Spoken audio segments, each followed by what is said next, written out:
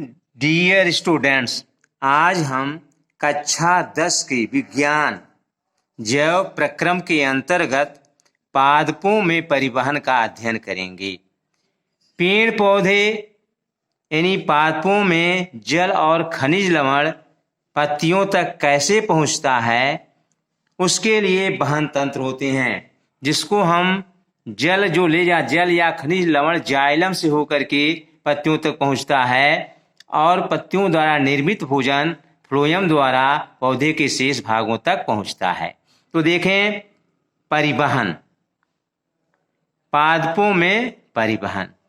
पादप वहन तंत्र पत्तियों से भंडारित ऊर्जा युक्त पदार्थ तथा जड़ों से कच्ची सामग्री वहन करता है। जो वहन तंत्र है जाइलम और फ्लोएम, इनका कार्य है जो पत्तियों से भंडारित ऊर्जा युक्त भोज्य पदार्थ होता है वह फ्लोएम पौधे के सभी भागों तक ले जाता है और जाइलम जल और खनिज लवण को पत्तियों तक पहुंचाता है। तो ये दो पथ हैं, स्वतंत्र संगठित चालन नलिकाओं से निर्मित हैं। ये जाइलम और फ्लोएम ये स्वतंत्र संगठित चालन नलिकाओं से निर्मित होते हैं। एक जाइलम है जो मृदा से यानी मिट्टी से प्राप्त जल और खनिज लवणों को वहन करता है यानी ले जाता है। दूसरा फ्लोएम पत्तियों से जहां प्रकाश संश्लेषण के उत्पाद संश्लेषित होते हैं और वह जो है प्रकाश संश्लेषण के फलस्वरूप बने हुए भोजन को जो संश्लेषित हो जाता है वह पौधों के सभी भागों तक ले जाते हैं। तो हम जल के परिवहन का अध्ययन करेंगे। इसके लिए एक चित्र यहाँ देखें। ये देखिए, आपका जो चित्र है ये आपके मूल रोम यहाँ निकला हुआ है। ये आपके मृदा मिट्टी के कण है। इस मिट्टी के कण के पास केशिका जल होता है। इस केशिका जल को ही ये मूल रोम से देखिए तीर बना हुआ है, ये आपका पूरा भाग कॉर्टेक्स है। इस कॉर्टेक्स कोशिका से होते हुए यहाँ देखिए सब ये जाइलम है। ये जाइलम जो है इस जल को ले जाता है। तो ये जो परिवहन कैसे होता है, कैसे जाता है, मूल रोम में कैसे प्रवेश करता है। ये जो मूल रोम में कोशिका द्रव होता है, इसकी सांद्रता, इसके मूल रोम के अंदर जो कोशिका द्रव होती है इसकी सांद्रता जो है अर्थात कोशिका द्रव का परासरण दाब, इसकी सांद्रता अधिक होती है। इस मूल रोम के अंदर इसका परासरण दाब अधिक होता है। और जो मृदा जल है, मिट्टी में जो जल है, इनकी सांद्रता क्या होती है, कम होती है। तो ये कम सांद्रता का जल इस मूल रोम में अधिक सांद्रता के जल, जिससे मूल रोम के अंदर एक परासरण दाब उत्पन्न होता है और ये कम सांद्रता का जल जो है ये अधिक सांद्रता के जल की ओर मूल रोम में प्रवेश कर जाता है और इस तरह से जाइलम में पहुंच जाता है, यानी पत्तियों तक पहुंच जाता है। देखें इधर, तो जल का परिवहन, इसी को और डिटेल में समझ लें। जाइलम उत्तक में जड़ों, तनों और पत्तियों की वाहिकाएं तथा वाहिकाएं आपस में जुड़कर एक जल संबंध वाहिकाओं का एक सतत जाल बनाती हैं। अभी आपको चित्र में दिखाए, जो पादप के सभी भागों से संबद्ध होता है। जड़ों की कोशिकाएं मृदा के संपर्क में होती हैं। जड़ की जो कोशिका है वो मिट्टी में के संपर्क में होती है तथा वे सक्रिय रूप से आयन प्राप्त करती हैं। यह जड़ और मृदा के मध्य आयन सांद्रण में एक अंतर उत्पन्न करता है। अभी आपको बताए कि जो मूल रोम है उसकी सांद्रता अधिक होती है, यानी उसमें जो है आपका जो है कोशिका द्रव्य जो होती है उसका परासरण दाब अधिक होता है।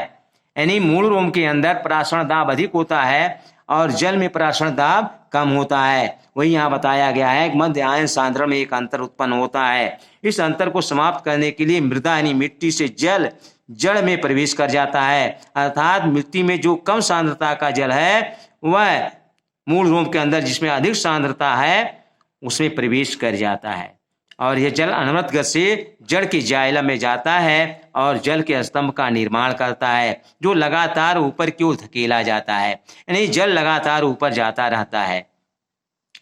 ये तो इस तरह से जल जो है आपकी जड़ों में प्रवेश करता है और जाइलम द्वारा पत्तियों तक पहुंचता है।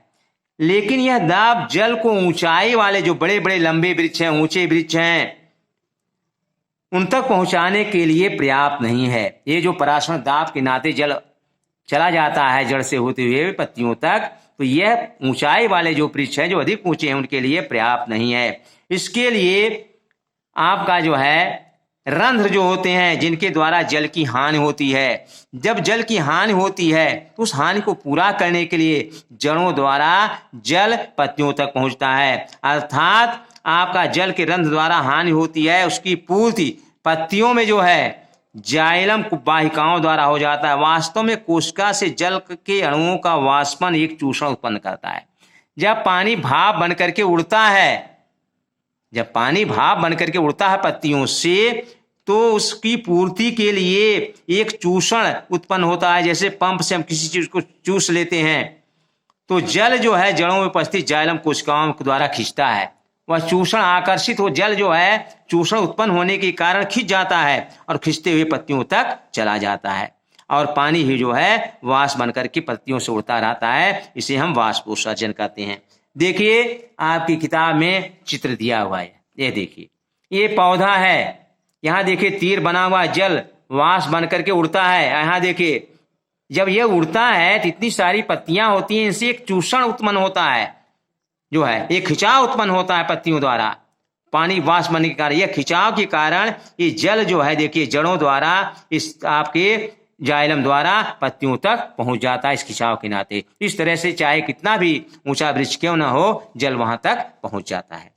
आइए देखें अब भोजन का स्थानांतरण कैसे होता है। पत्तियां जो होती हैं वह भोजन बनाती हैं। तो भोजन जो होता है, जब भोजन पत्तियों में बनता है तो भोजन बनने के नाते उसकी सांद्रता अधिक हो जाती है पत्तियों में, और उसकी सांद्रता अधिक हो जाती है तो वह जहां कम सांद्रता होती है जिन जिन भागों में, वहां भोजन अधिक सांद्रता से कम सांद्रता की ओर चला जाता है। देखें प्रकाश संश्लेषण के विलेय उत्पादों को वहन स्थानांतरण कहलाता है। प्रकाश संश्लेषण के फलस्वरूप पत्तियां भोजन बनाती हैं और उनके जो उत्पादों का जो वहन करना वही स्थानांतरण है। और यह संवहन उत्तक के फ्लोएम नामक भाग द्वारा होता है। आपको बता चुके हैं भोजन जो है पत्तियों द्वारा निर्मित भोजन का वहन फ्लोएम द्वारा होता है।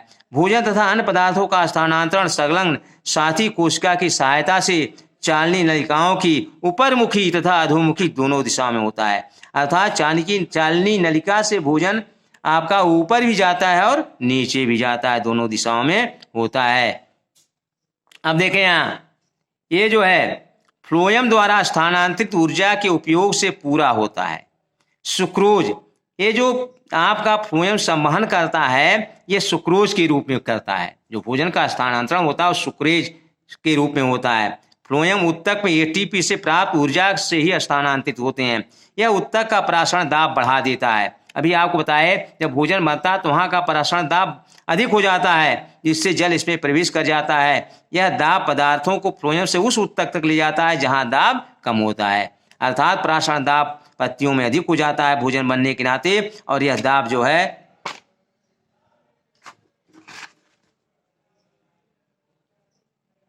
तो यह जो है यह दाब पदार्थों को फ्लोएम से उस उत्तक तक ले जाता है जहां दाब कम होता है, और यह फ्लोएम को पादप की आवश्यकता के अनुसार पदार्थों का स्थानांतरण करता है। इस तरह से भोजन जो है पत्तियों द्वारा निर्मित पौधे के सभी भागों से पहुंचता है फ्लोएम द्वारा, और जाइलम द्वारा जो है वह जल और खनिज लवण पत्तियों तक पहुंचता है। ये आपकी पौधों में परिवहन की क्रिया थी।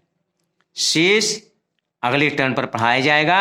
हमारे इस वीडियो को लाइक और सब्सक्राइब करें। धन्यवाद।